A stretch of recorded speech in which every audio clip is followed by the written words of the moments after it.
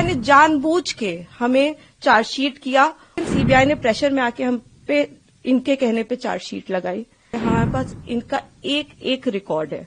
एक बार हमारी बात प्लीज सुन ली जाए, क्योंकि हम भी बेटियां हैं, 8 साल से इधर उधर भटक रहे हैं। उनके साथ देने के लिए तो बहुत लोग हैं।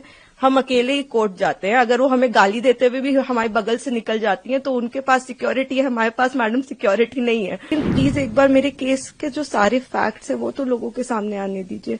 हम बहुत ही मुश्किल से जुडिशरी के पास गए थे। हमारे अपील में हमने सारे फैक्ट्स फाइल किए हुए हैं। उन्होंने अपनी टाइमिंग 3 बार बदली है। पहले उन्होंने कहा दोपहर 2 बजे, फिर उन्होंने एक मीडिया स्टेटमेंट दिया, उन्होंने कहा नहीं 2 बजे नहीं हुआ, शाम को 6 बजे हुआ। ये उन्होंने ऐसे इसलिए किया क्योंकि ऑलरेडी एक फोटो है मेरे पिता की कि वो मम्मी के साथ एक इवेंट में मौजूद है 2 बजे।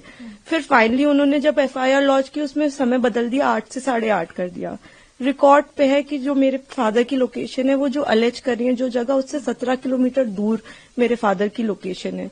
वो खुद उस वक्त फोन पे बात कर रही हैं जिस वक्त उन्होंने ये टाइमिंग अलेज की है। तो इतने सारे सबूत होने, एम्स की रिपोर्ट है जो बता रही है कि वो 18 साल के ऊपर है और वो खुद को माइनर 15 साल की बच्ची बताती हैं। मैं बस ये आपके माध्यम से कहना चाहती हूँ कि मैं समझ रही हूँ कि आपकी भावना एक तरफ जुड़ी हुई है, क्योंकि आपने ये सारे फैक्ट शायद कभी सुने नहीं है और ना किसी ने हमें नहीं अप्रोच किया कि आप अपना आपके फैक्ट्स क्या है। किसी ने उनसे कभी पूछा कि आप एक सबूत दिखा दीजिए कि आपकी तरफ कुलदीप सिंह सेंगर ने कभी आंख उठा के भी देखा। मैं कह रही हूँ अगर वो दिखा दे तो वो फांसी दे दे, लेकिन आप इस तरह का अनड्यू प्रेशर बना के, वो उन्होंने क्या किसी को बताया कि वो एक पॉलिटिकल पार्टी से एसोसिएटेड है।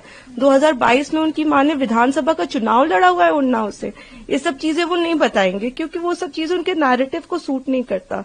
हम भी 2 बेटियां हैं, 8 साल से ड्यू प्रोसेस, मतलब हम कभी धरना देने नहीं बैठे, हम कुछ नहीं किया, हम ड्यू प्रोसेस पे विश्वास रखते और आज भी हमें पूरा विश्वास है कि अंत में, क्योंकि हमारा केस इतना स्ट्रांग है, अंत में हमारी जीत होगी।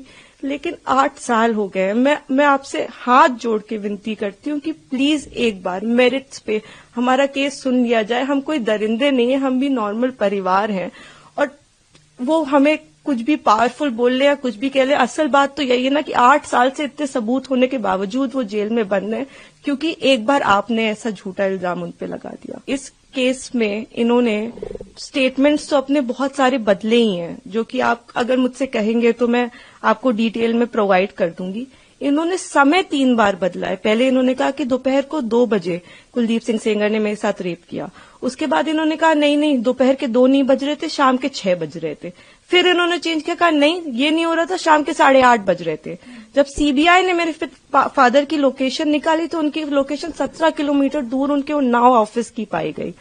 सीबीआई ने दूसरे केस में सीबीआई ने जानबूझ के हमें चार्जशीट किया और उसके बाद जब दूसरे केस में चार्जशीट लगाई तो हमें पता लगा कि हमने जब वो सीडीआर देखे तो हमें पता लगा कि ये तो उस वक्त पे फोन पे बात कर रही थी। तो सीबीआई ने भी जानबूझ के, आई डोंट नो किस प्रेशर में आके सारे इंस्टीट्यूशंस, लेकिन सीबीआई ने प्रेशर में आके हम पे इनके कहने पे चार्जशीट लगाई।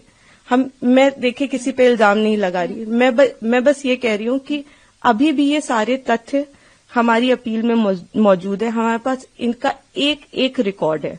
एक बार हमारी बात प्लीज सुन ली जाए, क्योंकि हम भी बेटियां हैं, 8 साल से इधर उधर भटक रहे हैं। उनके साथ देने के लिए तो बहुत लोग हैं। हम अकेले ही कोर्ट जाते हैं। अगर वो हमें गाली देते हुए भी हमारे बगल से निकल जाती हैं तो उनके पास सिक्योरिटी है, हमारे पास मैडम सिक्योरिटी नहीं है। वो गाली भी देती है तो भी सब कहते हैं कि तुम्हें अपने पापा को निकालना है ना बेटा, तो सीधे देखती रहो, गाली खाती रहो, लेकिन तुम्हें जवाब नहीं देना है। हमने आज तक किसी को जवाब नहीं दिया, यही सोचते हुए, क्योंकि हम प्रोसेस में कि हम हर चीज सही ढंग से करेंगे, हम किसी ऐसे वैसे लोगों के पास नहीं जाएंगे। तो कहीं ना कहीं इतने सबूत है इसमें कि हमें जीत मिलेगी।